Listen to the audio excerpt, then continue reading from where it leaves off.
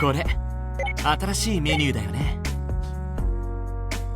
ああ、期間限定で出してるんだが、どうだ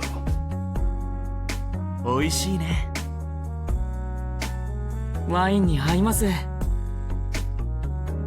マシュマロおかわり。う。分かった。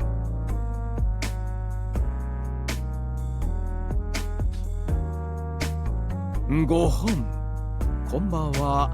アリス川誉だ。今冬組で飲み会をしているのだよ。何やってるんだ。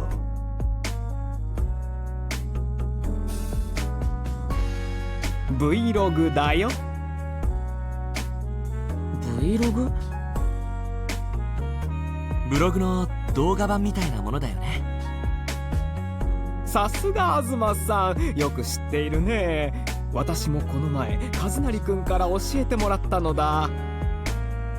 1週間ほど取りためたらみんなで鑑賞会をしようではないか。もちろんノーカットでね。長い。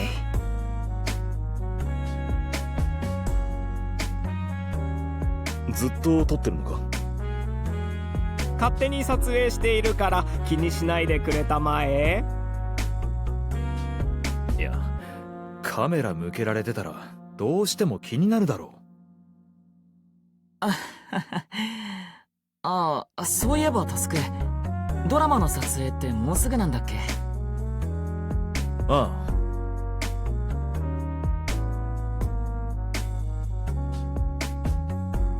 劇団つながりで高藤にオファーが来たということか。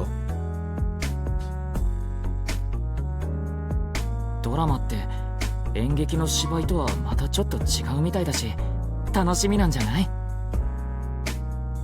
そうだな。これまでタイマンアクトや満開公演含めていろいろ経験してきて、俺自身それなりに成長できたと思う。でもこの先を考えた時に舞台以外のことに挑戦することが新しい成長につながるんじゃないかと思って。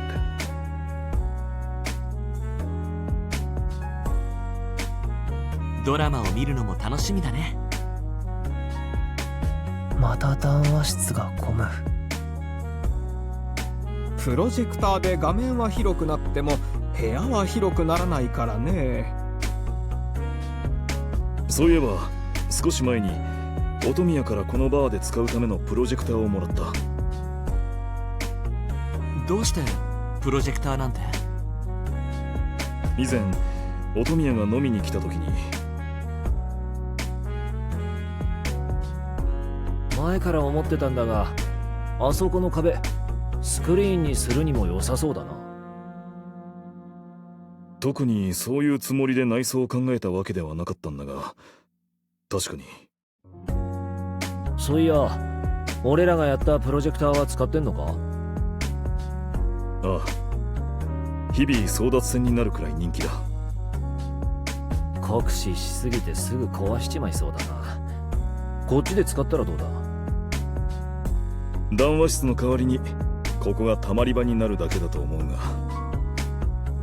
営業妨害になるだけか。しゃあね、俺が1台買ってやる。公演の上映会でもしたら宣伝にもなるし、客も喜ぶだろう。それで本当にプロジェクターが届いた。かっこいいね。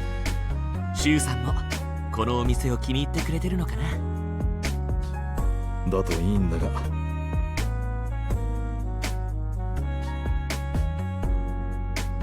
ひとまず高藤の出演するドラマが放送されたら、その時はプロジェクターを使ってみんなで見よ楽しそうです。別にそこまでしなくても。まあまあ、プロジェクターのお試し会としてもちょうどいいのではないかね。混雑も緩和される。まあいいけどな。今日の撮影はこのくらいにしようかね。あれから1時間以上は撮ってたよな。後で編集するのが大変そうだね。編集などしないよ。ありのままノーカット版を垂れ流すのだよ。だるい。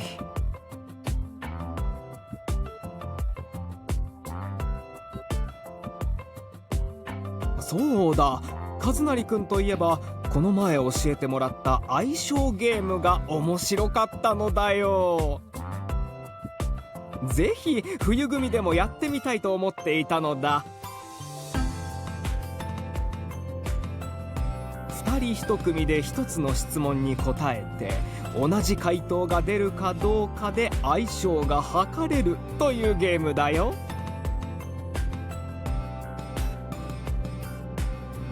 同じ回答が出るのってなかなか難しそうだけどね。というわけでまずはつむぎくんとひそかくん。俺ですか？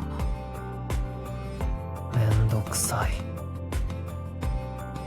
黄色い食べ物といえばせーので答えてくれたまえ。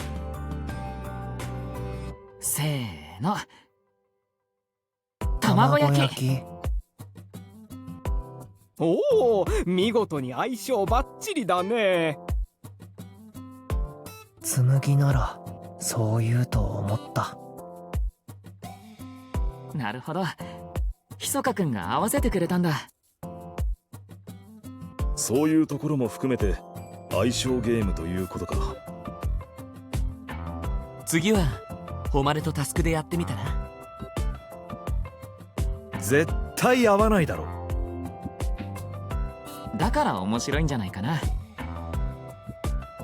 ひそかくんのように相手に合わせればいいのだろう。任せてくれたまえ。それじゃあお題は夏の食べ物といえば？せーの、冷やし中華。スイカだね。合わせる気ないだろ。何を言うのかね。まあタスクの好きな食べ物が冷やし中華だから分かりやすいといえば分かりやすいかも。もう一回チャンスをくれたまえ。もういいだろ。じゃあ次のお題はボールを使うスポーツといえば？わかるよな。もちろんだよ。せーの、サッカバスケットボール。ー。なんでだよ。世界の競技人口で考えたらやはりバスケかと思ったんだが。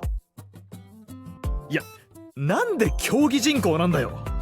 俺に合わせるって言ったらサッカーだろ普通。ある意味2人らしい結果だね。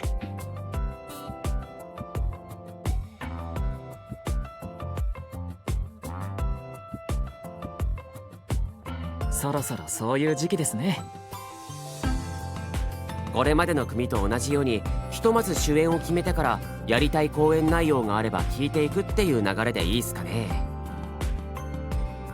つづるは何か書きたいものはないの？俺っすか？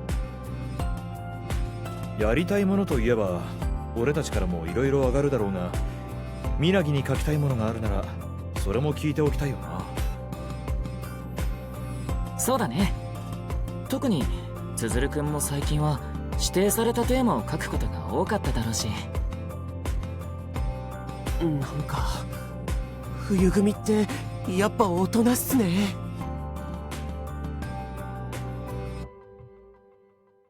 俺の書きたいものだったら冬組ではあんまり書いたことがないバディやコンビものとかやってみたいっすね。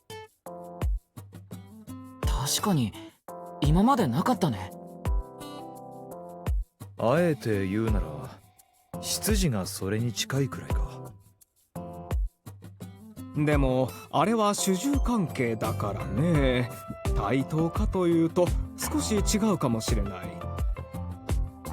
そうなんすよ。もっとお互いに干渉し合って対立もするような2人を冬組で描いたらどうなるのか試してみたいと思って。面白そうだね。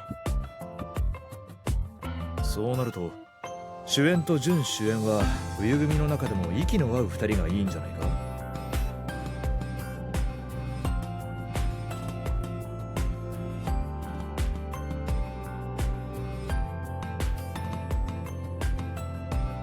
なるほど。となると一番デコボコといえば相性が全く合わないといえば俺と私かな。アリス川とコンビか。想像できないな。でも主演か準主演には立候補するつもりだったからちょうどいい。そうだったんだ。役者の先輩にドラマに挑戦することを話したら、映像をやったら舞台が恋しくなるって言われてな。だったらそれを呼び水に思い切り舞台で芝居をしたいと思っていた。私もタスク君とのコンビに異論はないが、今回は準主演をさせてもらえないだろうか。準主演はまだ一度も経験したことがなかったからね。私がタスク君の支えとなってがっちりサポートしようではないか。いらん。遠慮しなくてもいいのだよ。影に日向になり常に離れず、時には私がタスク君をリードして。リード？冬組でペアダンスってどうすかね。バディやコンビって言っても冬組ならやっぱり華麗さというかエレガントな雰囲気が欲しいなと思って。だったらダンスとか良くないっすか？夏組でもダンスは題材にしたけど、もっと冬組らしくしっとりとかつ息を合わせないといけないペアダンスとか。冬組らしいコンビになりそうだな。いいと思うよ。うっす。早速プロットまとめてみます。でも何かリクエストがあったら言ってください。なるべく取り入れたいんで。殻を破りたい。役者として少しでも殻を破りたい。あとは任せる。了解っす。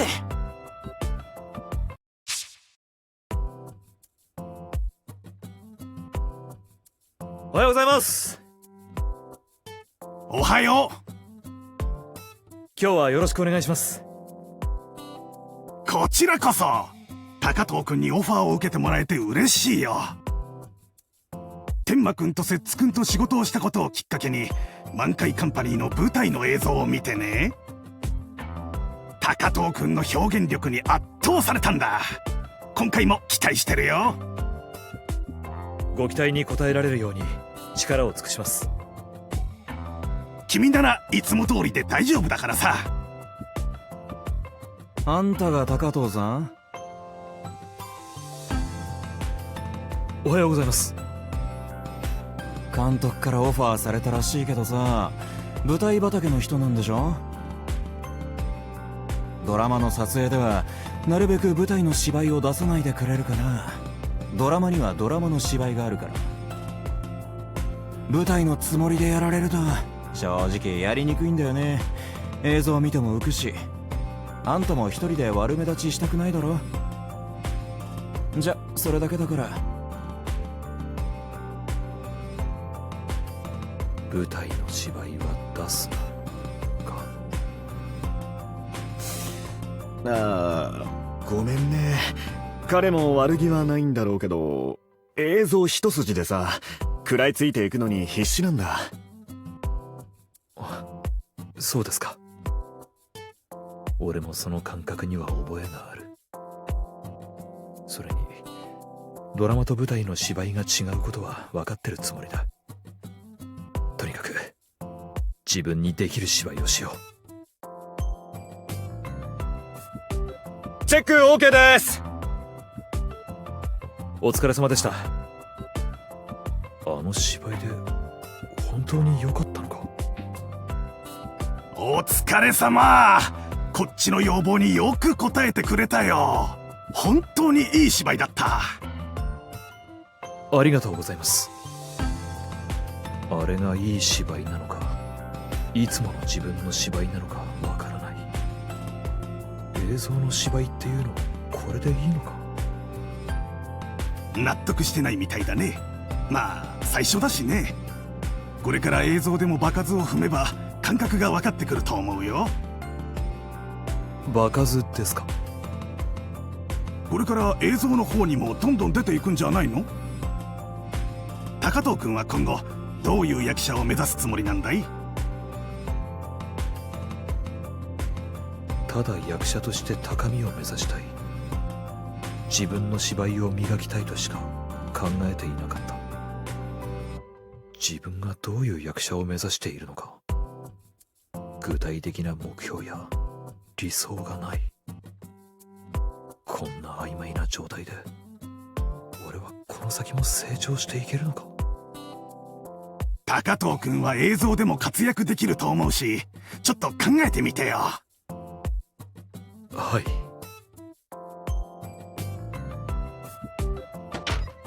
ただいま。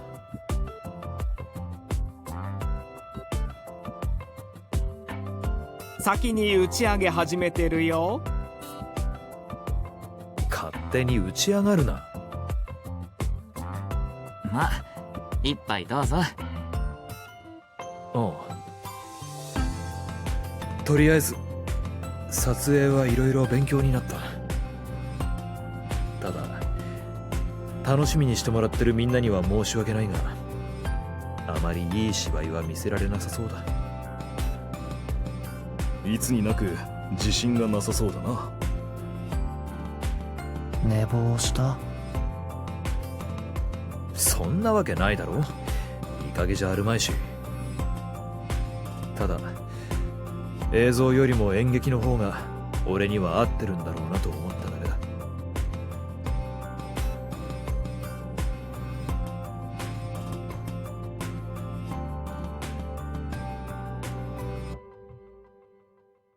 その時は少し考えさせてほしい。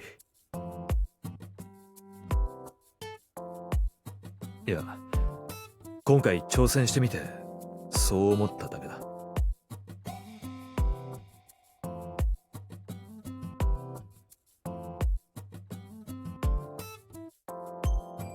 タスクがそれでいいならいいんじゃないかな。そういう時期じゃないのかもしれないしね。この辺りにするか。今日はタスク君とストリートアクトに来たよ。また撮ってるのか。さっさと始めるぞ。君すまないがこのカメラを持っていてくれるかね。いいですけど。何やってんだ。せっかくだからストリートアクトも記録しておこうと思ってね。まったく。お前新曲の振り付け全然入ってないだろ。明日の収録どうするつもりだ。明日収録だっけ。忘れてたのか。朝7時だからな。絶対寝坊するなよ。というかその前に振り付けをどうにかしろ。大丈夫、なんとかなるよ。なんとかなるわけないだろ。今からレッスンルーム行って練習しろ。でないといい加減クビになるぞ。この前社長も怒ってたからな。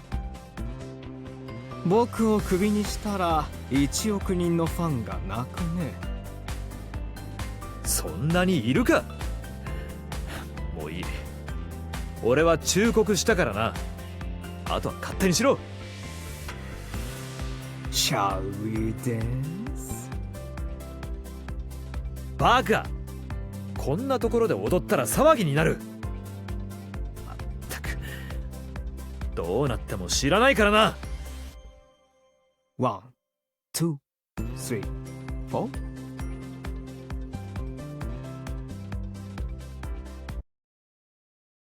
ありがとうございました。ありがとう。途中から見たからダンサーかと思った。役者さんだったんだね。突然踊らせるな。次の公演はペアダンスだからね。不思議ではないだろう。タスクくんだって最後は楽しんでいたじゃないか。満開カンパニー、いい役者揃ってますね。高藤さんも有栖川さんも素晴らしいお芝居でした。あなたはタスクくんの知り合いかね。この前のドラマの撮影現場で一緒だったスタッフさんだ。あの時のお芝居もすごく良かったです。監督ともまたぜひオファーさせてもらおうと話してまして。おお、それは良かったね。次の公演が控えているので、ドラマ出演などはちょっと。ね、正式なオファーはまた改めて。いや、オファーなら私もいつでもウェルカムだよ。有栖川さんに合う役も探しておきますね。それではまた。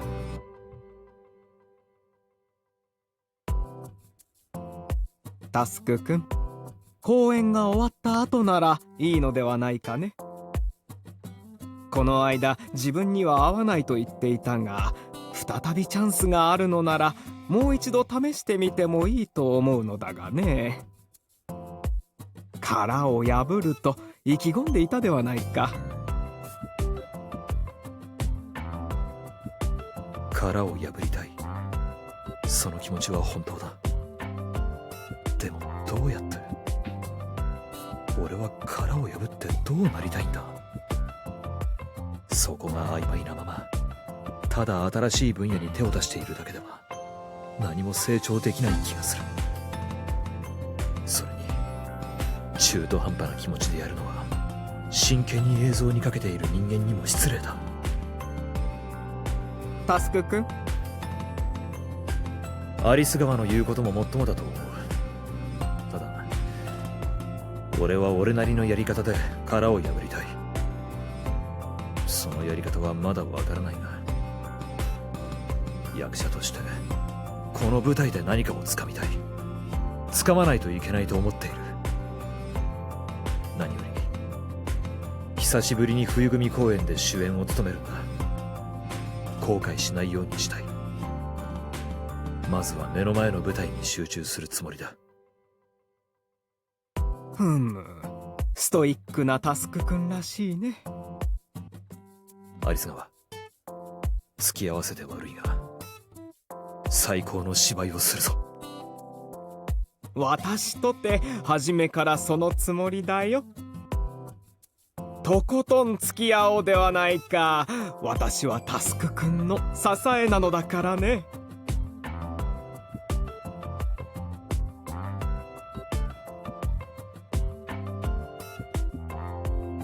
最高の芝居をするぞ。最高の芝居か。はあ、この懐中時計の恩返しも含めてどこまでもサポートするつもりだよ、タスクくん。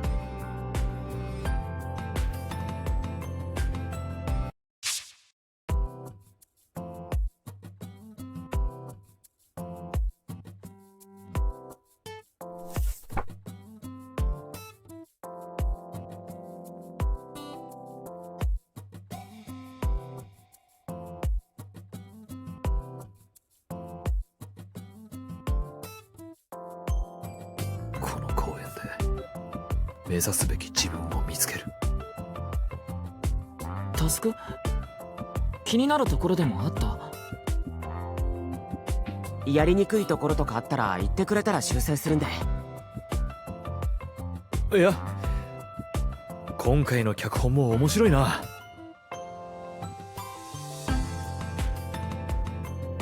主演の高津にしろ準主演の有川にしろ、それぞれ高藤と有栖川らしさがあってやりやすそうだな。役の名前もそれに通じるものがあるしね。あ、そのことなんすけど、今回なんとなく当て書きっぽくなっちゃって役の名前もみんなからもらっちゃいました。確かに読んでいても自分の役っていう感じがしたな。名前の通りの配役でいい。俺も構わないよ。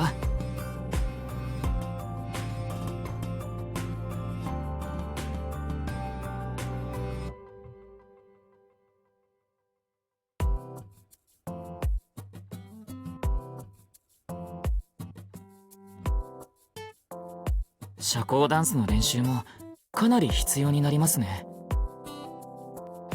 でも社交ダンスなら誉れの得意分野じゃない？そうなのだが、つづるくん、社交ダンスの種目はスタンダードのワルツをイメージしているのかな？一応そのつもりでした。やはり社交ダンスというとワルツのイメージが強いからね。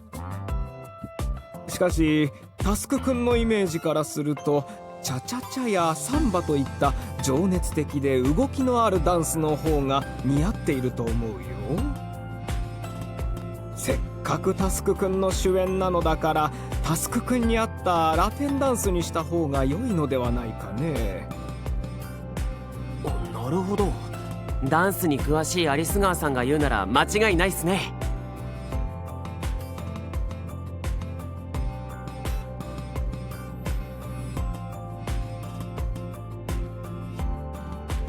それなら知り合いのつてがあるから頼んでおくよ。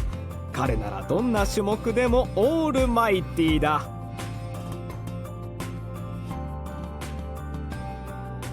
誉れはチャチャチャとかサンバもやったことあるの？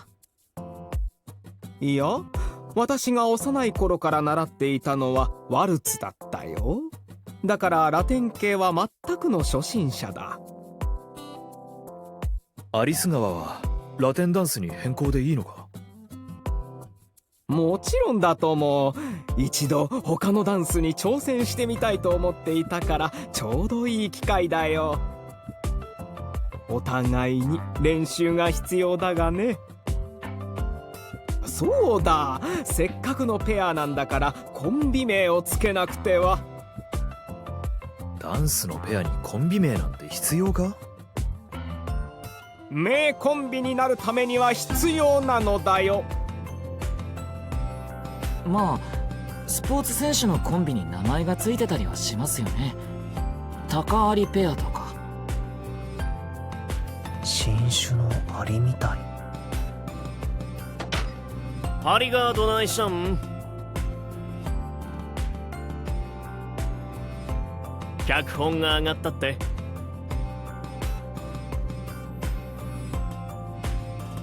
おおきに。ラストのダンスシーンは音少なめで、役者の生の音を生かす方がいいかもな。BGM も絞って靴音とか息遣いを聞かせた方が一気に舞台へ引き込める。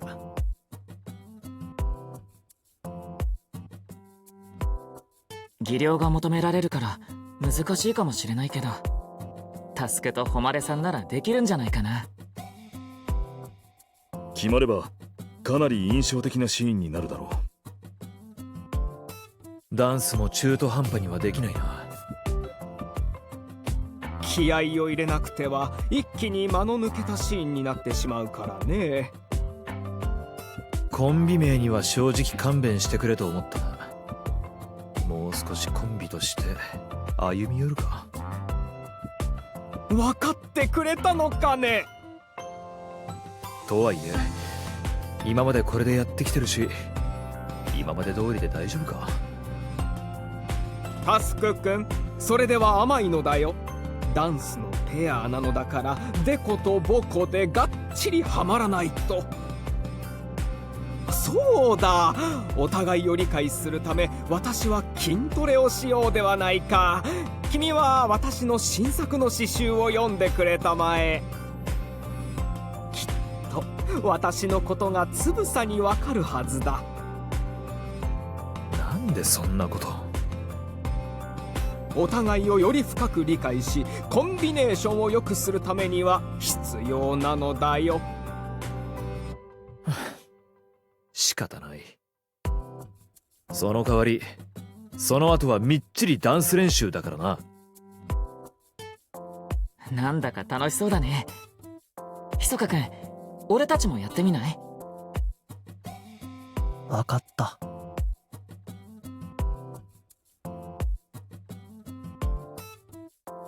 仕上がりが楽しみっす。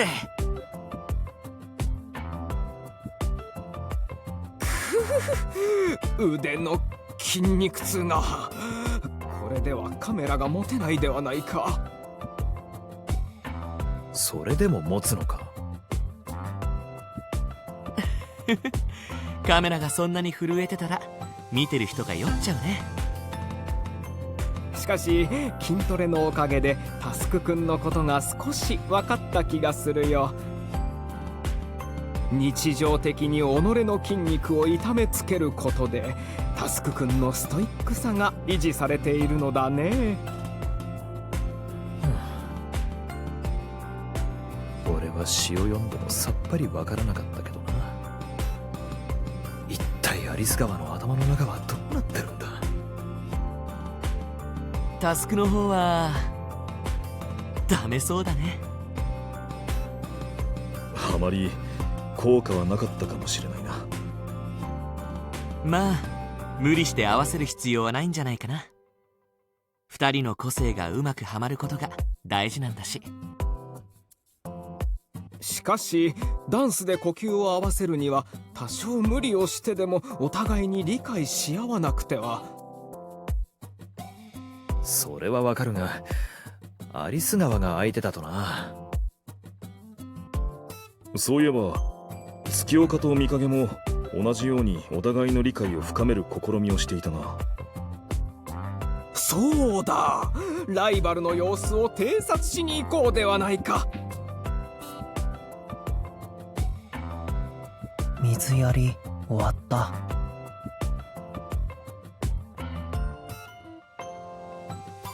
ひそかくん、この卵マシュマロ美味しいね。見事にいつもと逆だな。つむぎくんがマシュマロの袋を抱えている姿は新鮮だね。じー。ひそかくんも食べる？食べたい。はい。あれは以心伝心というやつではないかね。いや、見かけ相手なら簡単だろう。なぜ私たちはうまくいかないのだろうか。アリス川が難解すぎるのと根本的に違うからだろ。とりあえず約束通りダンス練習に入るぞ。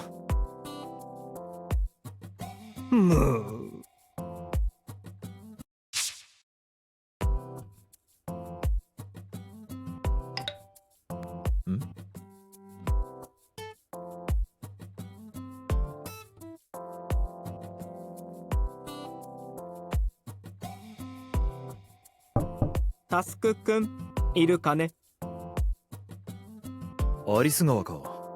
どうした？よかったら脚本の読み合わせをしないかね。アリス川から行ってくるなんて珍しいな。たまにはいいかと思ってね。いい心がけだ。最初から投資でいいよな。構わないよ。もしもし、スケジュールなんだけど。わかった。また何かあったら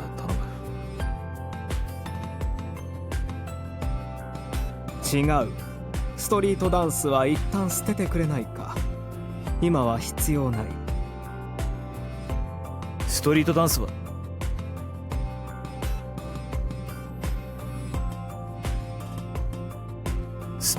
スは俺の体に染みついてる。捨てるなんてできるわけないだろ。今のところ何かやりにくいところがあれば言ってくれたまえ。いや、アリス川が悪いわけじゃない。自分の問題だ。アリス川の方こそやりづらいんじゃないか。いつもと違う気がする。そうかね。私はいつも通りやっているつもりだが。いつもはもっと自由な感じだろう。そんなにこっちを伺うような芝居はしない。何を言うのかね。私だって主演をよく見てサポートする演技ができるのだよ。いや、そういうんじゃなくて。まあいい。そうだ、お互いを理解する新たなアイデアを考えてきたのだよ。まだそれやるのか？もちろんだ。芝居でバディとして寄り添うためには必要なことじゃないか。2案あってね。まず A 案が手錠につながれて離れられない24時。 B 案がなりきりアリス川誉れ服装交換で GO だよ。さあどっちにするかね。実質一択だな。当然 B だ。どうせアリス川は A とか言うんだろうが。いや、タスク君が B というならば B にしようではないか。ずいぶんあっさり引いたな。意外かね。私はきちんと引き際もわきまえているのだよ。いつもそうだといいんだけどな。では週末に計画実行といこうではないか。もちろん私もタスク君の服装で出かけるから心配しないでくれたまえ。勝手にしてくれ。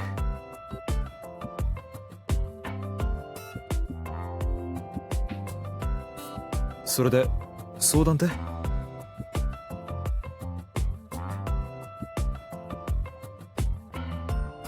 ん？おや、タスク君と監督君が何やら密談中かね。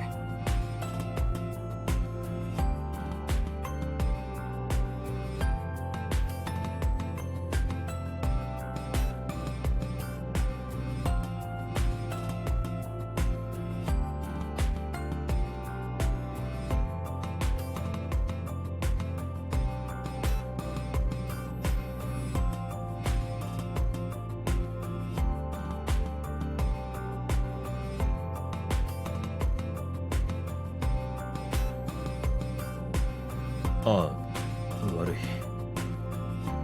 監督の言ってることはよくわかる。少し考えさせてくれ。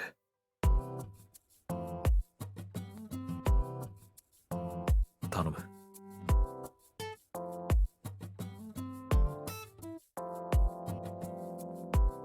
見たまえ。今日はタスク君と私服を交換してみたよ。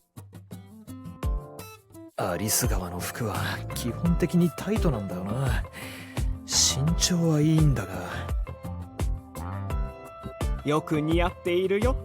私もカジュアルな感じが新鮮でいいだろう。違和感しかない。このまま外に出るつもりか？もちろんだよ。寮の中だけではお互いになりきるには不十分だからね。ただ行き先は決めていなかったな。せっかくだからお互いに行きたいところを一つずつ挙げてみよう。ジムはまたアリス川が筋肉痛で大変なことになるからな。銭湯でいい。私は前から気になっていた耳たぶの不思議美術展に行ってみたいね。それ面白いのか？名前からして面白そうじゃないか。全然ピンとこないけどな。とりあえず先にそっちの美術展に行くか。いやー、実に興味深かったね。まさか耳たぶからあの巨匠の名画に行き着くとは思いもよらなかったよ。俺には全然わからなかったが、まあよかったな。では次は銭湯に行こうか。殿、どうなさいますか？駿河は切り捨てる。そんな、兄上、なぜですか？兄上。おや、あれはタスクくんのドラマの CM ではないか。なかなか面白そうだね。タスクくんの芝居を見るのが楽しみ。いや、ともかく今は何をさておき銭湯だね。次の公演の成功がかかっているのだから。大げさだ。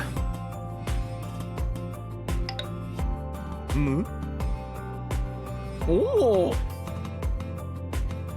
どうした？タスクくん、知り合いに頼んでおいたダンスの振り付けが完成したそうだよ。本当か？じゃあ早速習いに行こう。今からかね？銭湯は一汗かいた後の方がいいだろう。せっかく筋肉痛が治ったところなのに。どうせこれから公園まで嫌っていうほどなるんだから、今さら気にしてもしょうがない。銭湯までたどり着く体力が残っているといいんだが。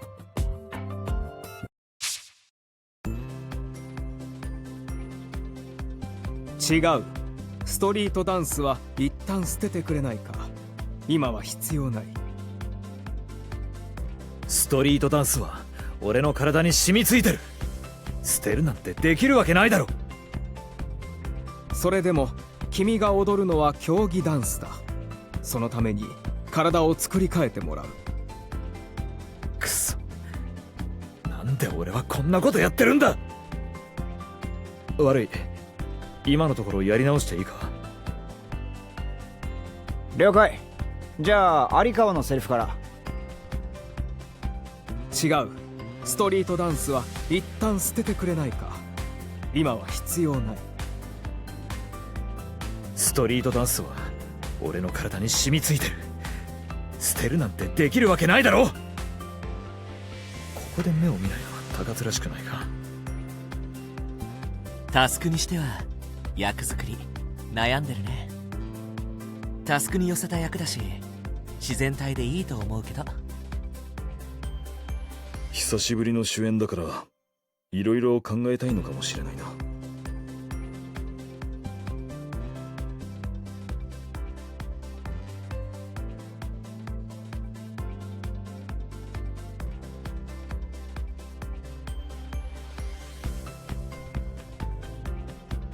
それでも君が踊るのは競技ダンスだ。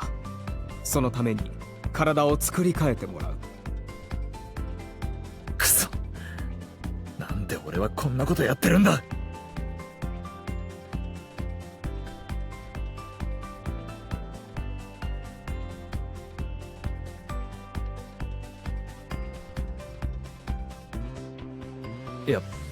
やっぱり今のところはさっきの表現の方が。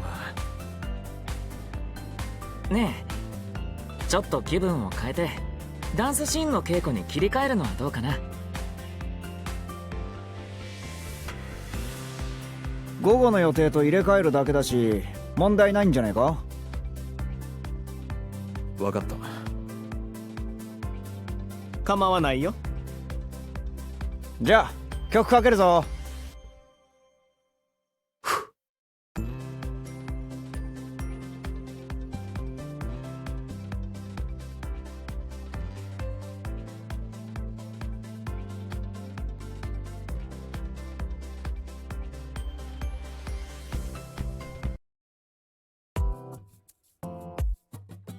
監督さん、演出の相談してもええか？前に話した音響のプランやけど、正直今の段階だと2人の息が合ってないし、この生の音をそのまま使うことはできへん。芝居のことはあんたらほどよくわからんけど、こうリズムというかタイミングがな。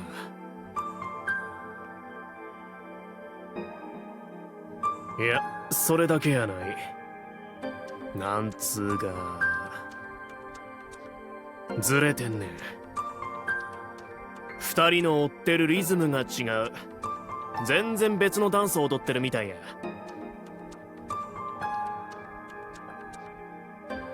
当事者は分かっとるんやないか。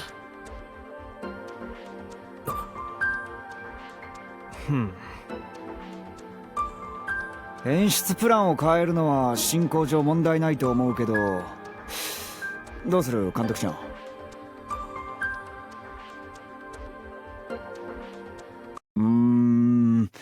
俺だったらすげえ悔しいと思う。レントさんが言ってる意味もわかるけど、変更するのはもうちょっと待ってくれねえかな。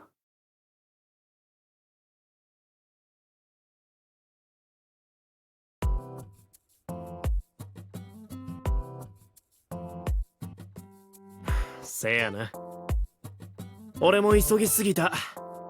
次の投資の時にまた来るわ。そん時考えよう。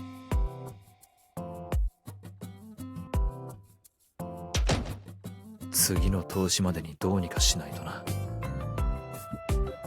万里君にあそこまで言わせてしまったからね。節ありがとう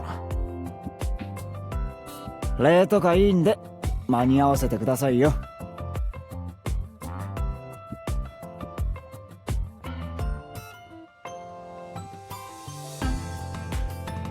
ちょっとね、そういう監督くんも同じ目的かな。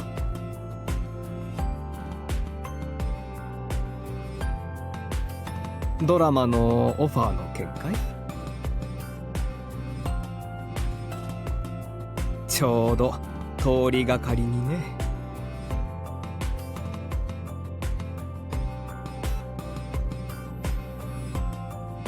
私も同じことを言ってしまったよ。タスク君は今自らの芝居と真剣に向き合っているところなのかもしれないね。タスク君のそれほどまでに舞台へかける思いに、自分は準主演としてどうしたら応えられるか、何ができるのか。今まではとにかくタスク君に合わせようとやってみたが、どうもうまくいかない。私も本当にこれでいいのか疑問が湧いてきたよ。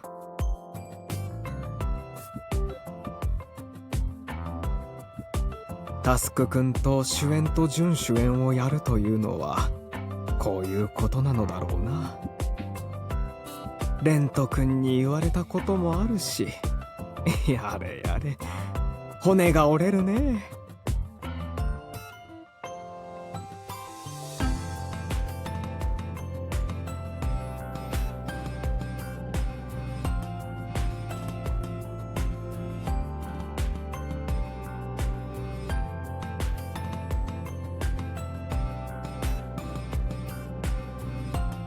私が私としてか。そうだね。タスク君と向き合うよりも、まずはもう一度自分自身と向き合ってみる必要があるのかもしれないな。私自身の芝居がしっかりと確立できなければ、タスク君を支えることなど到底できないね。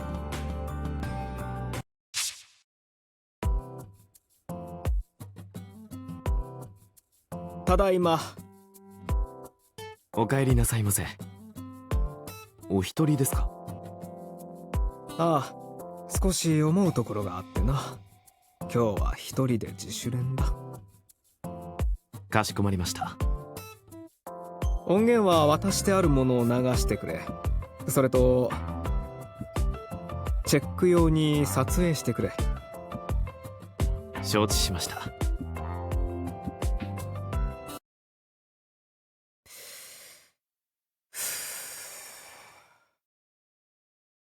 本番と同じ曲だが、今から踊るのは有川としてでなく有栖川誉としてだ。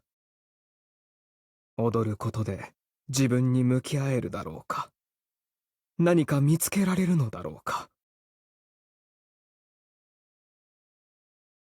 いや、今は余計なことを考えずにリズムに身を任せよう。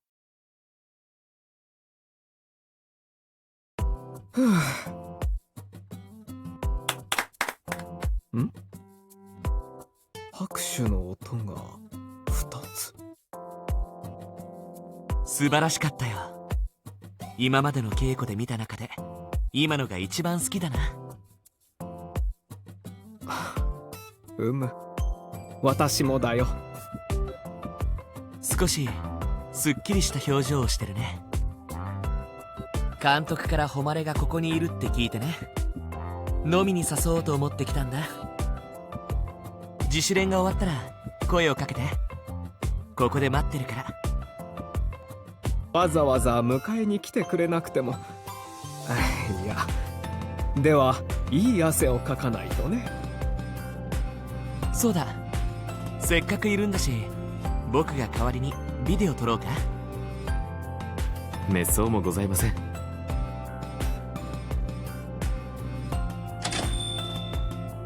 いらっしゃい。いらっしゃいませ。こんばんは。とりあえずいやレモンサワーにしよう。体型維持に努めなくては。タスクですらビール飲んでるのに。タスク君のストイックさにはこういうところで対抗していかなければ勝てないからね。何の勝負？まあいいか。じゃあ僕もレモンサワーで。同じく。全員レモンサワーだな。乾杯。乾杯。アルコールが身にしみる。今日の誉のダンスは本当に素敵だったな。なんていうか誉らしいって感じがした。稽古の時はあんまりいつもの誉らしい魅力が感じられなかったから。私らしくないか。その通りだよ。自覚があったんだな。何か理由があるのか。懐中時計。最近はよく懐中時計を見てた。あの時計が動かなくなってから大切にはしてても見る機会は減ってたのに、最近またよく見るようになった。密か君がそんなに私のことを気にかけてくれていたとは。10分ごとに見てたからさすがに気づく。そんなに見てたのか。無意識だったな。ずっと恩返しをしたいと思っていたのだ。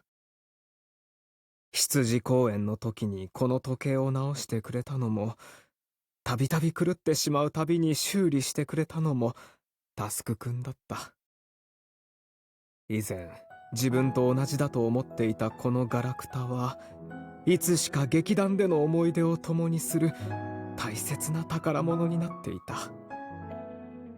そう思えるようになったのは、祖父母はもちろん、拾ってくれたひそかくんや根気よく直してくれたタスクくんがいたからだ。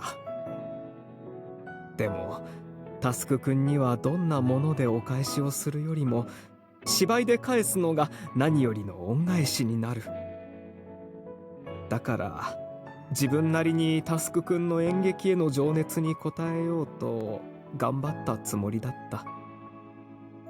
しかしみんなも知っての通り、うまくはいかなかった。実は監督くんからも、自分の芝居を殺してしまったらタスクくんと舞台の上で対等に立つことはできないと言われてね。まずは自分自身と向き合って、私らしさというものについて考えてみることにしたのだよ。それで何か分かったのか？いや、わからなかったが楽しくはあった。人生はうまくはいかないけれど、それが面白いものだね。アリス川は自分一人でどうにかしようとしすぎているのではないか。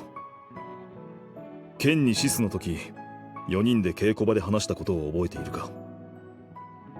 2人だけで舞台に立っているのではないと教えてくれたのはアリス川だ。僕ら運命共同体なんでしょ。監督は、アリスはアリスらしくしていればいいって言いたかったんじゃない。俺が監督の立場ならそう言うと思う。そうだね、君たちの言う通りだ。そうだ、今日撮った誉れのダンス見てみない？プロジェクターを使うチャンスだね。わざわざプロジェクターで見るほどのものじゃないと思う。何を言うのかね。今から私の華麗な姿を。おや？ビデオがないのだよ。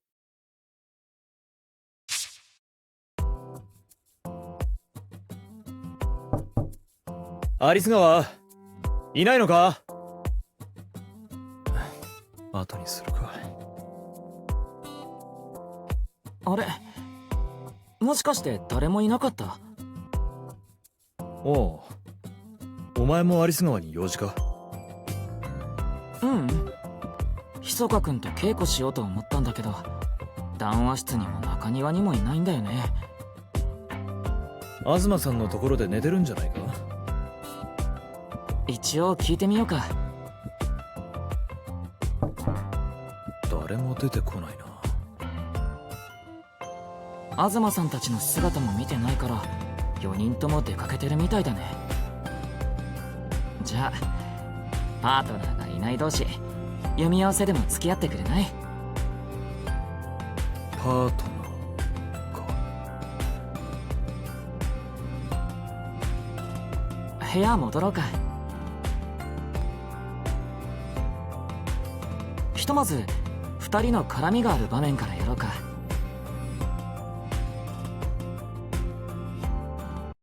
タスク？どう思う？今の俺の芝居。タスクがそんな風に聞いてくるなんて珍しいね。いつものタスクらしくないかな。何かに焦っているような、どこかもがいているような。いつものように芝居が好きで楽しんで生き生きとやってる感じじゃないんだよね。でも必ずしもそれが悪いことだとは思わないよ。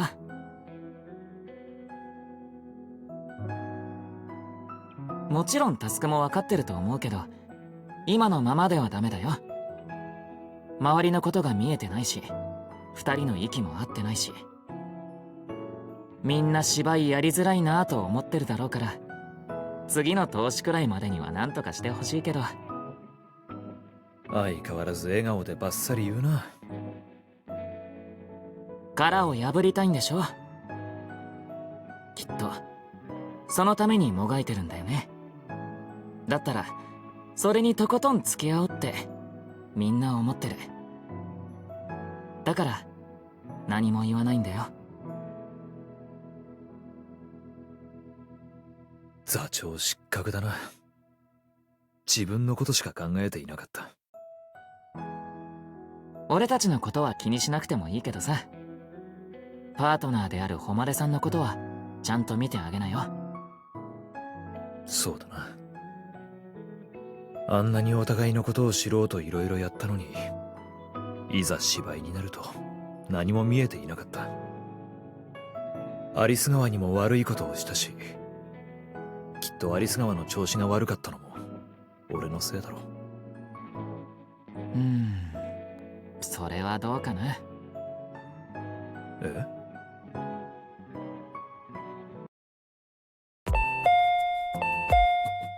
夜分に失礼いたします。いえ、どうしたんですか？誉様がご入り用かと思いましてお届けに参りました。それはビデオか？夕方頃からレッスン室でお一人で練習なさっていたのですが、そのままお忘れになっていかれたようで、誉様にもご連絡したのですが繋がらなかったので、ひとまずこちらに。ありがとうございます。誉さんに渡しますね。ダンスレッスンなら誘ってくれればいいのに。あれ、ごめん、どこかボタンを押しちゃったみたい。どうやって止めるんだろう。貸せ。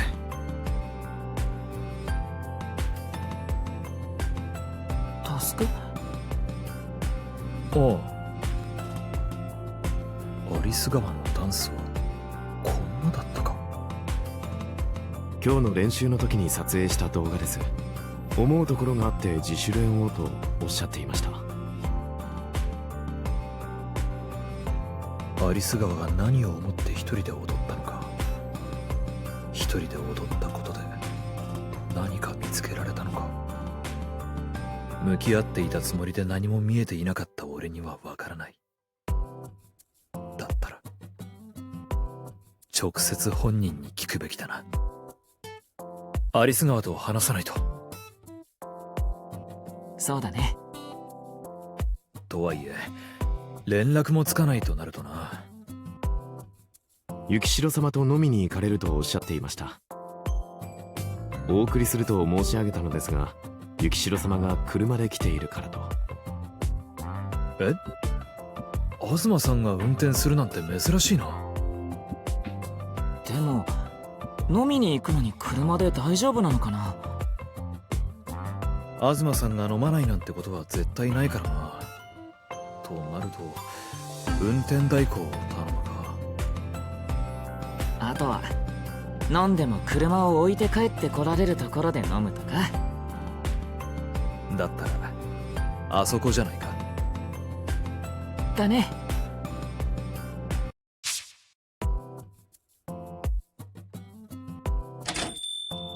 やっぱりここか。当たりだったね。いらっしゃい。冬組メンバーが揃ったね。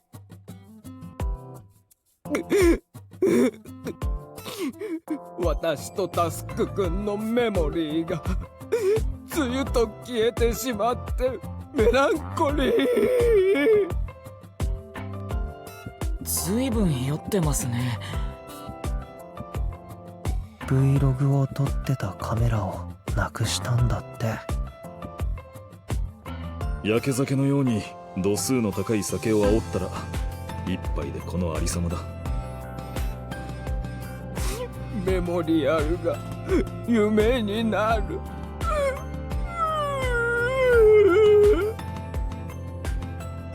話をするにもこれじゃあどうしようもないな。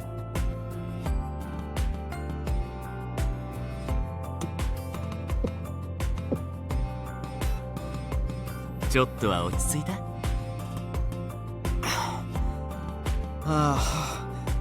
しかし大事な思い出を失った現実は変わらないよ。そのことなんですけど。それは高尾さんが寮に届けてくれました。やっぱり置いてきちゃったんだね。おお、連絡が来ていたよ。全然気がつかなかった。よかったな。お祝いのシャンパンを持ってきてくれたまえ。まだ飲むの？まったく。今日のダンス練習の様子を見た。すみません、俺が間違えて再生してしまって。構わないよ。せっかくだからプロジェクターで鑑賞会をしようと話していたのだよ。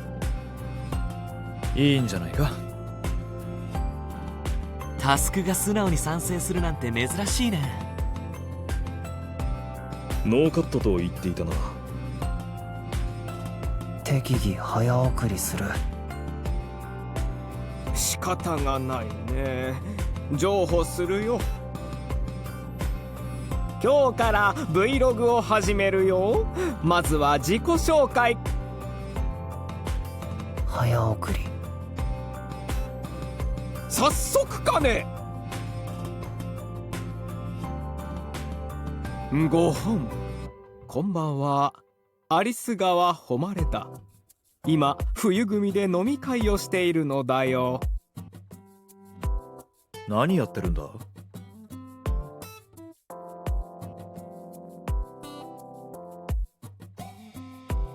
ここで飲んだ時だね。俺とアリス川は相性ゲームで散々だったな。Shall we dance？ バカ！こんなところで踊ったら騒ぎになる。まったく、どうなっても知らないからな。1、2、3、4。この時の2人の方が2人らしい芝居に見えるな。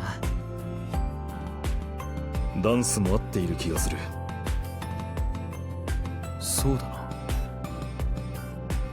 確かに。おや？あれはタスクくんのドラマの CM ではないか。なかなか面白そうだね。タスクくんの芝居を見るのが楽しみ。いや、ともかく今は何をさておき銭湯だね。次の公演の成功がかかっているのだから。大げさだ。ちょっと無理してるように見える。こうやって流れで見るとよくわかるね。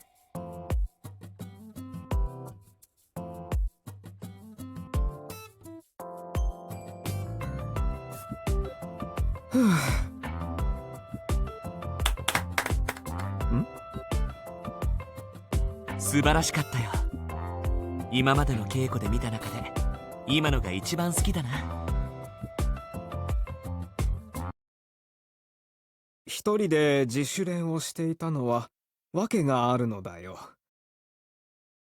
今回準主演を務めたいと言ったのはタスクくんへの恩返しがしたかったからだ。大事な懐中時計を直してくれたタスクくんに私なりにお返しがしたかった。そのために最高の芝居をして舞台を成功させよう。タスクくんがやりやすいように合わせようと努力した。だが気を使いすぎたせいで自分らしさを見失ってしまった。むしろタスクくんのためと思ってやってきたことは本当は全て自分のエゴに過ぎなかったかもしれない。監督くんにも言われて改めて純粋に自分自身と向き合うために一人で踊ってみようと思ったのだ。それでどうだったんだ？明確な答えや確かなものはわからないけれど、ただ楽しかったのだ。自分の思うがままに踊ったら楽しかった。シンプルだが多分きっとこれが答えなのかもしれないね。私はもっと自分らしく有川を演じようと思うよ。いつもの有栖川に戻ったな。俺の話も聞いてくれ。俺はただもっといい役者になりたい、芝居を極めたい、殻を破りたいと思ってドラマのオファーを受けた。でも現場で監督に言われたまま演技をこなすだけでそれがいいのかも分からずに終わってしまった。ドラマの監督からは良かったと言われたが、自分の芝居が分からなくなった。今後どうしていきたいのか、どんな役者になりたいのか聞かれても答えられなかった。ずっと漠然とした状態で明確なビジョンや目標がない自分にその時気づかされたんだ。次のオファーに消極的だったのはどうして？タスクなら反骨精神でもっとやってやろうって感じになりそうだけど。現場で会った俳優から舞台の芝居を捨てろと言われた。でも俺は多分本当の意味でそれができなかったんだと思う。映像の芝居については勉強していたつもりだったが、所詮付け焼き場だ。高津のように本気で飛び込むことができなかった。映像の世界でもがくその俳優の姿はゴッドザ時代の自分にも少し似ていた。そんな姿を見たら俺がオファーを受けたからという理由で軽々しく中途半端に映像に関わることに疑問を感じてしまった。映像をやることが舞台での芝居の呼び水になればとすら思っていたのが恥ずかしくなった。とてもあの俳優のように必死になれていなかった。そんな自分が何かをつかむことなんて不可能だろう。だから俺は俺らしく舞台の上で殻を破ってやろうと思った。なるほど。ストイックなタスクらしいね。私は己の糧になるならばもっと自分勝手に貪欲でも構わないと思うがね。そもそも私が演劇を始めたのも創作のためだよ。自分の芸術の幅を広げるためだったが、演劇はいつの間にかなくてはならない大事なものになっていた。表現者、芸術家、そして一人の人間、有栖川誉を豊かにしてくれた。もしあの時軽々しく演劇を始めていなかったら、途中でやめていたら、きっと今こうしてみんなと一緒にはいなかっただろう。みんなと演劇をしたりお酒を飲んだり Vlog なんてしていないと思うよ。どちらが正解ということはないのだろうな。そうかもしれない。有栖川の言うこともわかる。役者は人生。自分たち役者を形作るのは自分たちの人生そのもの。無理に理想の自分を探したり目指したりしなくてもきっと積み重ねて変化していく。それでも残ったものが本物の自分で自分の芝居なんじゃないかな。融通が利かなくてストイックで演劇バカな役者高藤佑の旅にもとことん付き合うよ。私たちは運命共同体なのだからね。頼もしい限りだな。さて、ではここで一曲お付き合いいただけるかな。だったら大会のシーンから通すか。稽古になるのかね。気ままに踊るだけのつもりだったのだが。お互い不完全燃焼だっただろう。踊りも芝居も変わらない。思いっきり好きなようにやればいい。仕方ないね。とことん付き合うよ。そういえば今日はお客さんいないんですね。あれ、今日って確か定休。貸し切りだ。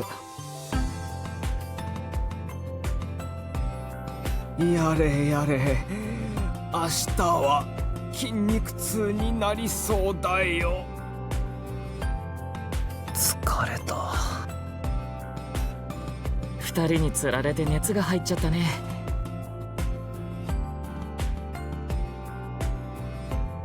あそこにいるのはレントさん。ああ、今いいところだったのに。街の環境、今ちょうど理想の音が取れそうやったんや。すみません。車や風の音、数人の足音、しかもハイヒール付き、それに人工音が混ざって、その調和が。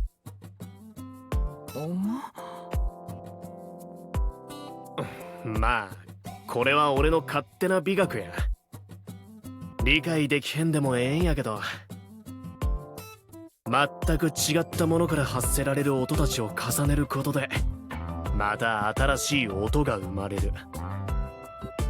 楽譜もなんもない、ライブでただの偶然だからこそピタリとハマったその瞬間が快感で奇跡なんや。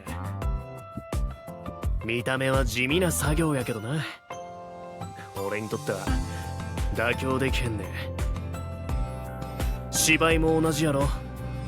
それぞれ一人一人にしか分からんこだわりや美学がある。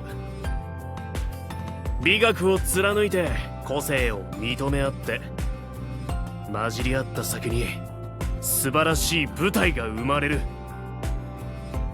まあ役者だけやなくて音響も照明もやけどな。なんとなくわかるような気がする。すべてがぶつかり合い、スパークして芸術がビッグバーンということだね。そうや。ま、今度の投資楽しみにしてるで。よろしくお願いします。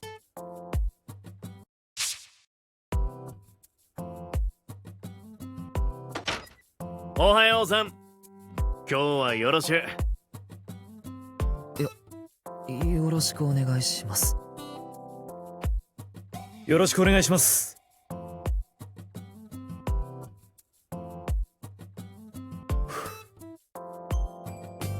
いつになく緊張しているね、タスク君。失敗できないからな。まずは楽しもうではないか。お互いの全力をぶつけ合い認め合えばいい。私たちらしくね。そうだな。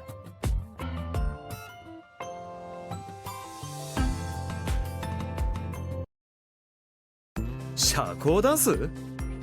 あのヒラヒラしたドレスとスーツで踊るやつか。畑違いかもしれないが、君のセンスがあればすぐになれるだろう。無理だ。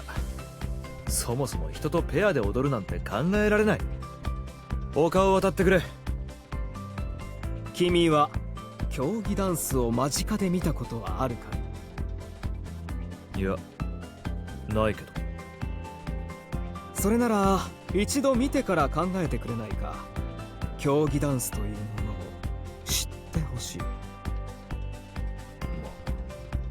見るだけでいいなら。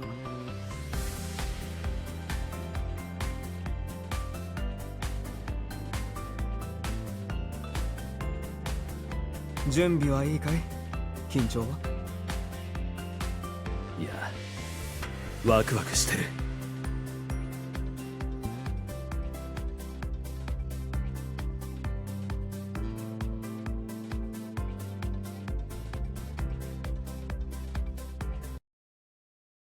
ここで暗転シューまくった。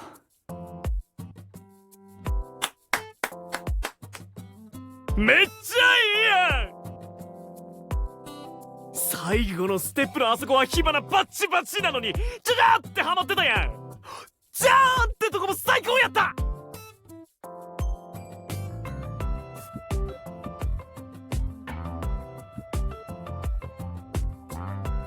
これに音乗っけんのはもったいないわ。二人のぴったり合った息遣いとステップの音聞かせてやらんと。それに勝る音はない。音絞るとこ照明と連動させてもおもろいかもな。僕もそう思います。んじゃこの後打ち合わせしようか。俺が入るわ。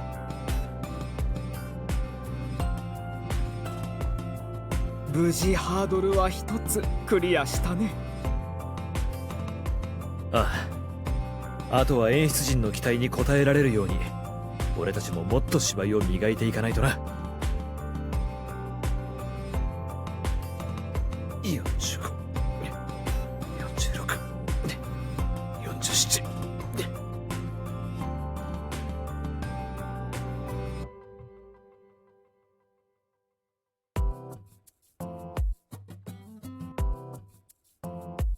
俺に言おうか。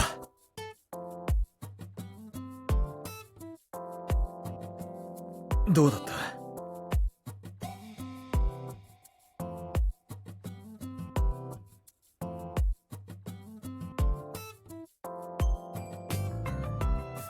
た？楽しくなさそう。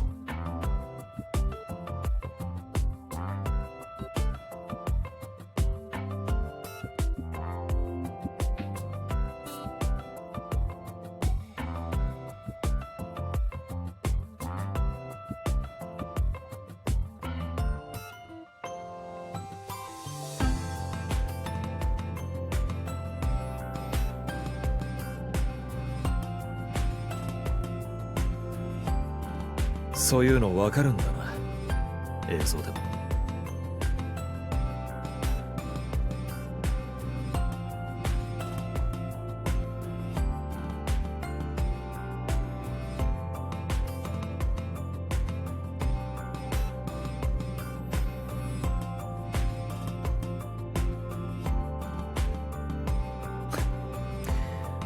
あいつと同じようなことを言うんだな。監督、オファーの件なんだが、まだ間に合うか。もう一度やってみようと思う。芝居のためになるなら、自分の役者としての成長につながるなら、もっとがむしゃらに飛び込んでみる。舞台の芝居も忘れるくらいのめり込んでみて、そうして残ったものがきっと高藤佑の芝居なんだと思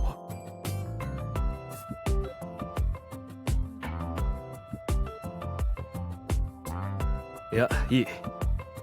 今は舞台に集中したいからな。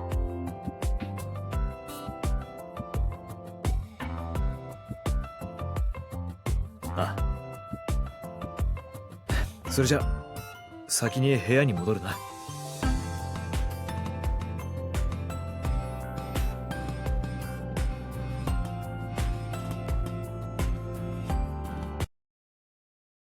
いよいよ初日だね、タスクくん。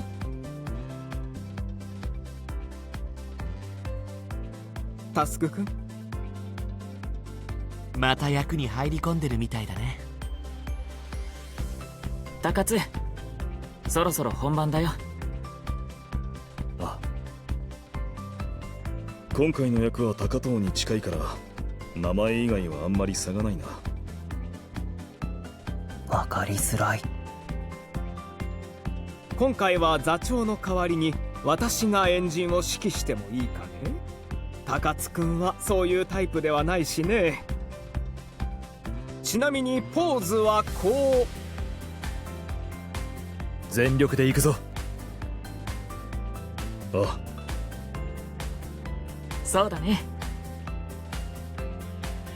少しは私の話も聞きたまえ。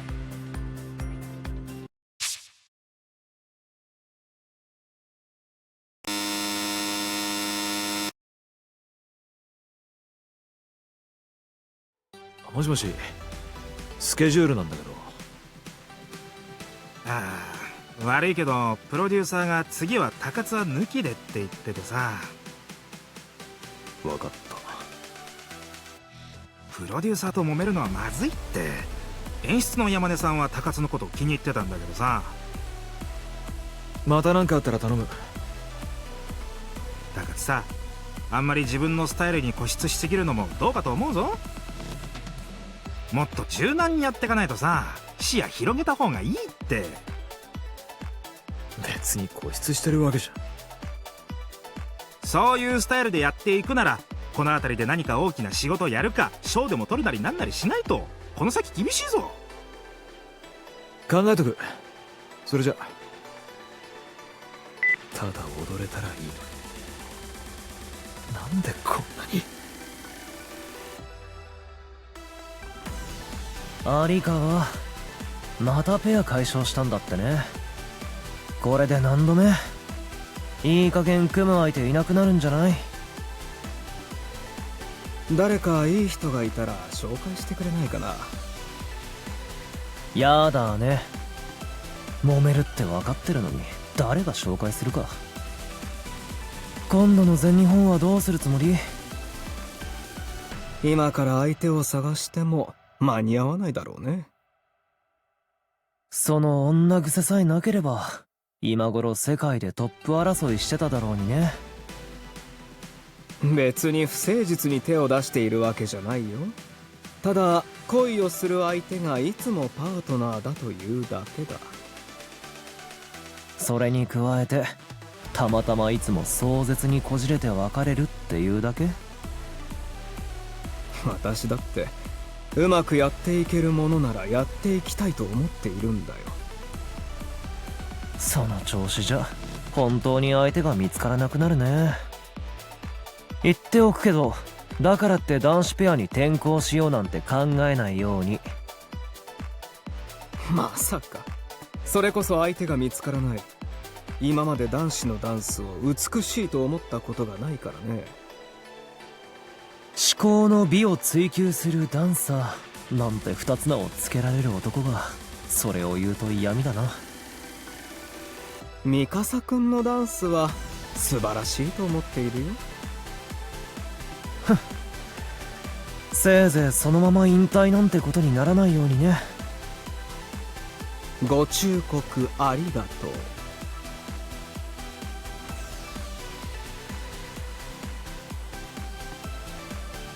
おや、あれはストリートダンス。君、なんだあんた。私とペアを組まないか？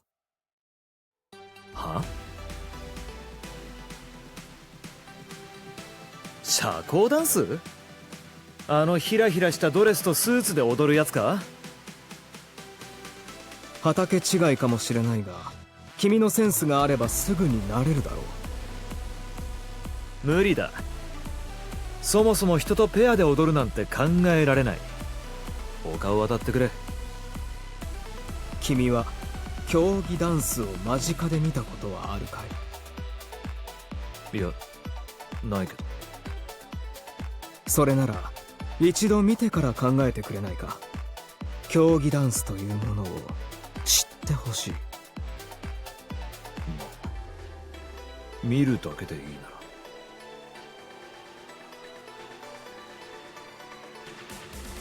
ら。どうしたんだ急に。今日は講師の日じゃないよな。即席だが男子ペアで踊ってみたいんだ。協力してくれ。男子ペア転校するのか？わからない。彼次第だ。まずは競技ダンスがどういうものかを知ってもらおうと思ってね。なるほど。それでどっちがリーダーを？経験者の君がやった方がいいだろう。ではラテンでいいかな？ああ、構わない。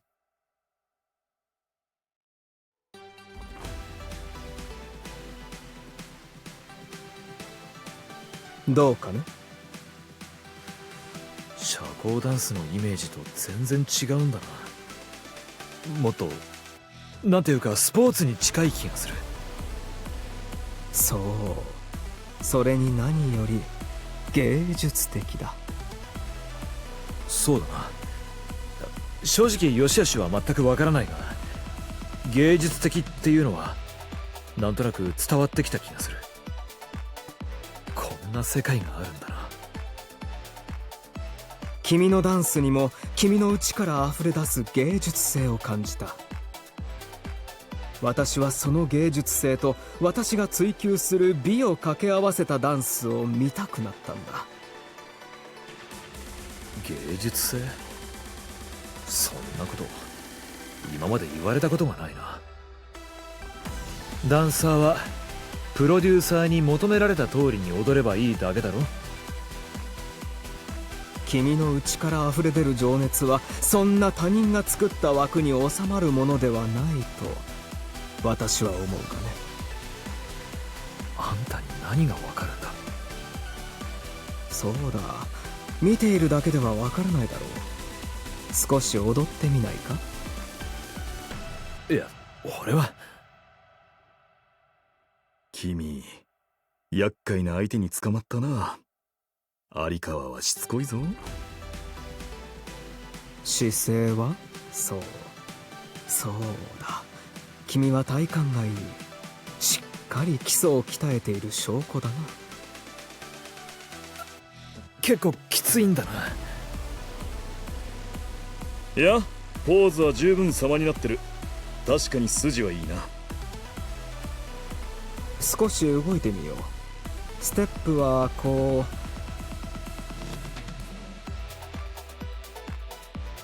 う。わっ動き出したら一気に崩れたな。ここまで人と密着して動くっていうのがまず慣れない。いや、それにしても君ならもう少しできると思ったんだが。門外漢だって言っただろ。もう一回だ。負けず嫌いだな。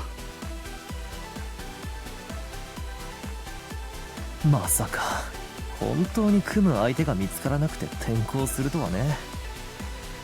君にはプライドがないの？運命の出会いがあってね。男女ペア部門で世界大会に出たからといって男子ペアも同じように考えているのだとしたら、そこまで甘くないと思いますよ。即席ペアじゃ話にならないだろうね。そもそもその高津っていう彼はどこで見つけたのかな。名前を聞いたことがないけど。街中でストリートダンスを踊っていたのを見かけたんだよ。ストリートダンス？競技ダンスは素人っていうことですか。なおさら無謀ですね。それはやってみなければわからないだろう。まあ話題性は抜群だろうし好きにすればいいよ。かつてのライバルとしてはあまり無様な姿は見せてほしくないけどね。ご心配には及ばないよ。大会を楽しみにしています。競技ダンスっていうのはああいうやつらばっかりなのか。まあ結果を見せれば彼らも黙るさ。結果さえ出せればね。彼らの言う通り話題性は抜群だ。大会で上位に入れば一気に名前が売れるだろう。君にとっても悪い話じゃないと思うよ。あそこまで言われたらやるしかないだろ。ただし今回だけだ。十分だよ。一緒に頑張ろう。まさか有川くんが男子ペアに転向するとは思わなかったよ。いつもと衣装の感じも変わるんだろう？もちろん。男子ペアには男子ペアらしい見せ方があるからね。今までと違った有川くんの魅力を引き出せるように頑張るよ。楽しみだな。やっぱりヒラヒラしたのを着ないといけないのか。競技ダンスの衣装はフロアで踊っている時に一番綺麗に見えるように作ってあるんだ。あのヒラヒラにも意味があるんだよ。競技ダンスをやるからには君にも競技ダンスとしての美しさを追求してもらいたい。まあストリートダンスではそういった美しさとは無縁だったかもしれないが。じゃあなるべくシンプルなやつで。却下だ。高津くんのワイルドな風貌をより際立たせるデザインで頼むよ。いいの？どうせ俺には良し悪しもわからないからな。そうだ、こういうデザインがいいね。色はなんだか心配になる二人だな。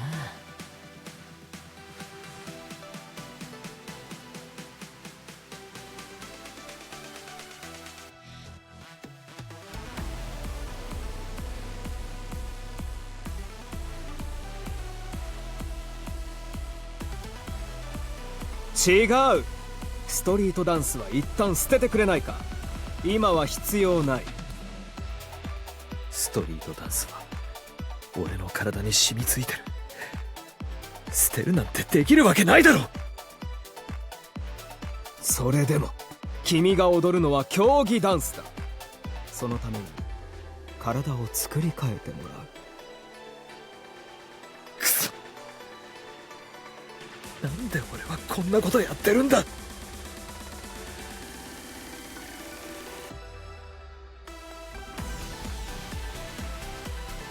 予選落ちか。だから忠告したのに。こんな無様な姿は見たくなかったな。世界大会での有川さんのダンスに憧れていました。残念です。期待に添えなくてすまないね。おい、まだ話は終わってないぞ。有川でもさすがにへこむんだな。他人事のように言うんですね。ペアを組んだ相手ですよ。そうは言っても結果が結果なんだからしょうがないだろ。俺はあいつに習った通りやっただけだ。結局無駄だったけどな。そもそもあなたはどうしてストリートダンスから競技ダンスに？有川に誘われた。それだけですか。なるほど。だからあなたのダンスはただの真似事なんですね。ご自分のスタイルが大事ならストリートダンスに戻った方があなたのためですよ。競技ダンスを受け入れない限りそれ以上の上達は望めません。それでは失礼。もう会うこともないかもしれませんね。何やってんだ俺は。こんなことばっかり繰り返しても意味がない。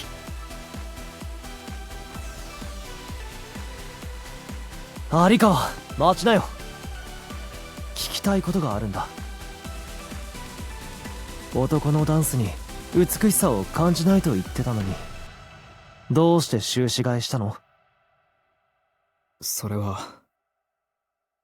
彼が踊っているのを見て、彼の中の芸術性と私のダンスを組み合わせたら、今までにない美しい芸術を作り出せると思ったのだ。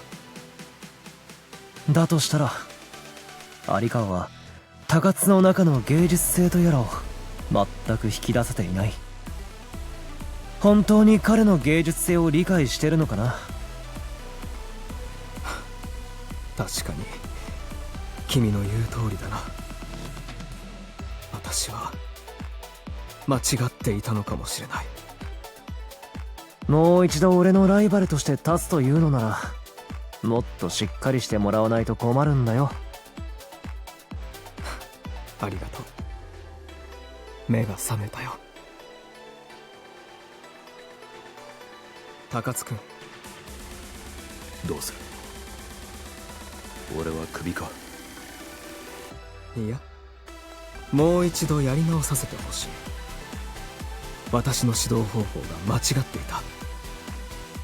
君のこれまでのダンスを生かしてくれ。君の芸術性は君のダンスの中にこそ宿っている。俺ももっと競技ダンスのことを勉強して理解できるように努力する。わからないものをわからないままにしてたら何も進歩しないよな。改めてよろしく頼む。こちらこそ。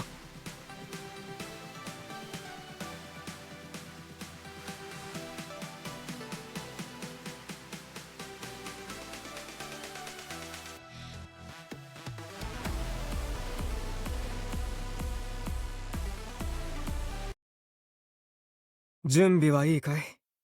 緊張は？いや、ワクワクしてる。初めてストリートで踊った時みたいだ。ずっと自分が認められる場所を探していた。何も気にせずに全力で踊れる場所を。ここでは遠慮しなくていいんだよな。君の相手は私だ。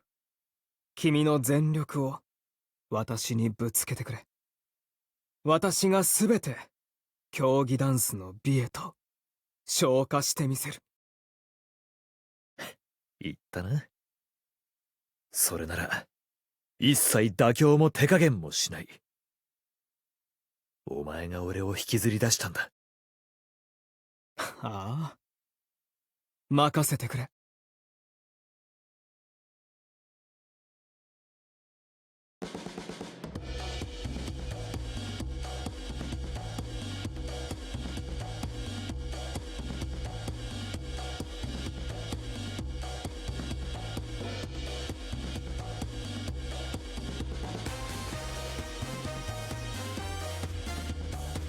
これは驚いたな。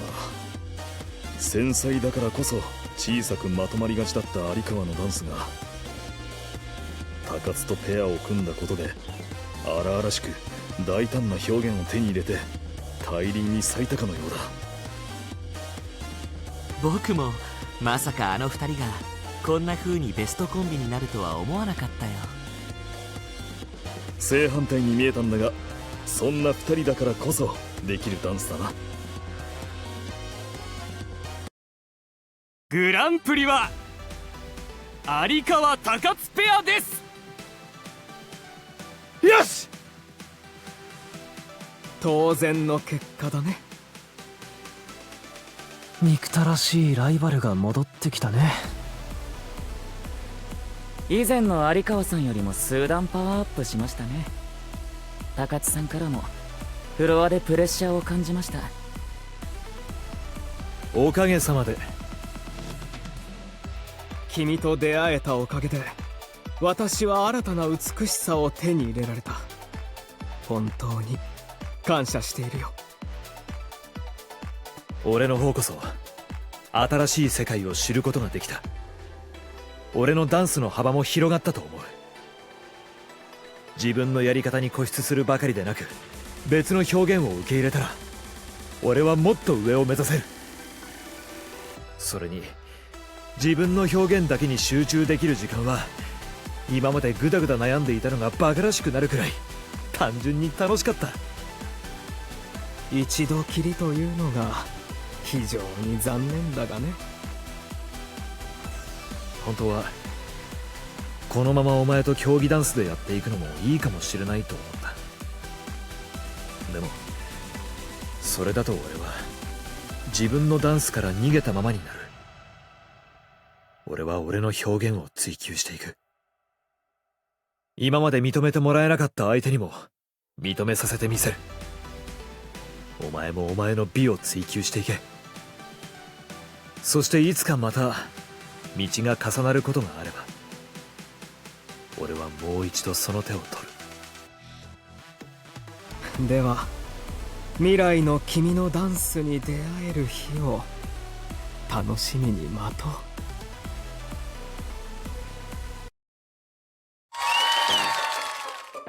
ありがとうございました。ありがとう。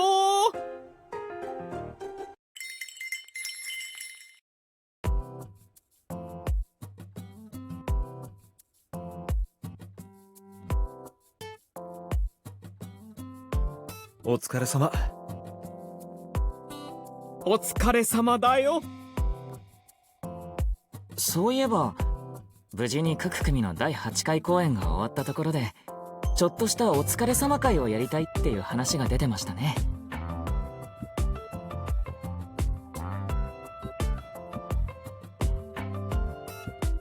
それならやはりやることは一つだよね。元から決めてたし。ちょうどもうすぐだしな。もちろんタスクくんの出演ドラマのリアルタイム鑑賞会だよ。千秋楽の打ち上げにも第8回公演にも何も関係ないだろ。ただのパーティーじゃつまらないしね。そうだ、鍋パにしようじゃないか。また好きだね。同じ釜の飯を食うというのは今後の団結を誓う意味でもいいものだよ。いつもやってるだろ。まあみんなお鍋好きだしね。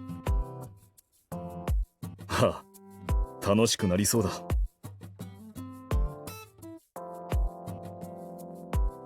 ここは主演と準主演の2人に決めてもらったらどうでしょう。ふむ、いいだろう。アリス川に任せるとろくなものにならなさそうだな。せーので言えばいい。久しぶりの相性ゲームだね。公演を経て前よりも息がぴったりになった私たちにはお安いご用だよ。どうだかな。じゃあ鍋といえば何鍋？せーの、味噌。闇鍋だね。なんでだよ。一応考えたけどこれに合わせるのは無理だろう。予期しないものに当たるスリルと楽しさが共存する闇鍋は最高のエンターテインメントだよ。やっぱり合わないな。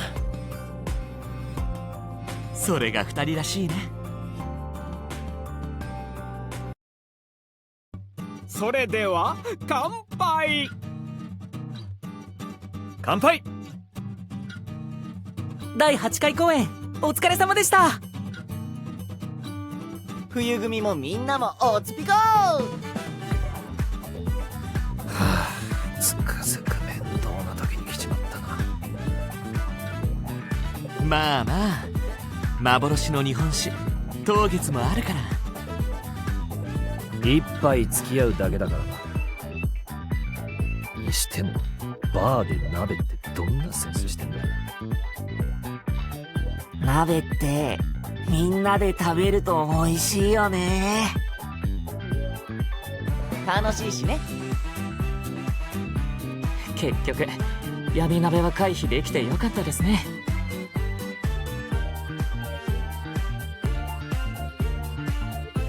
こっちは海鮮鍋だぞ。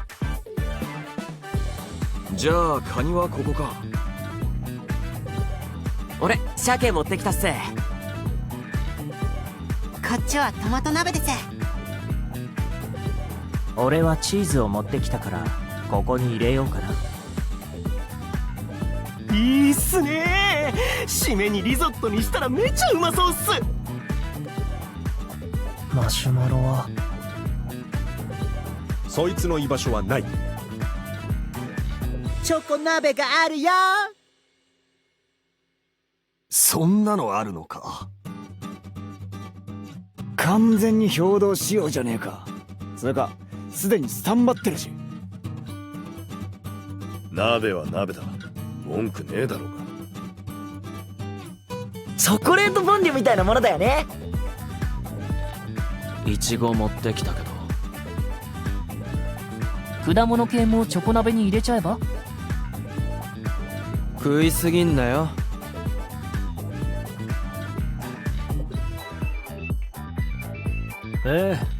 時代劇かい。見苦しいぞ。タックス来たー。和装めっちゃ似合ってるっす。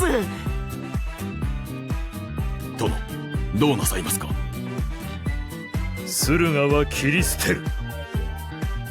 そんな兄上なぜですか。兄上タスクさんかっけー。あっという間だったね。意外と面白かった。タスクさんはさすがだな。ずっと舞台一筋だったのにちゃんと映像を意識した芝居だった。ま、いつもより硬かった気はするが。ああ、まだまだ勉強しないとな。今後も相変わらずベースは舞台だが、機会があれば映像にも挑戦していくつもりだから、いろいろ話を聞かせてくれ。もちろんだ。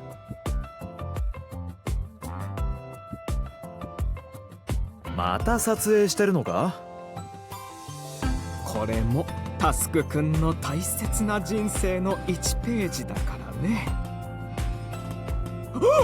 司教が湧いたよ。撮影を代わってくれたまえ。なんで俺が。ブランニュー新たなページ。サルベージでサルページ。浮上して消えるペイン。全てが変わるヘリテージ。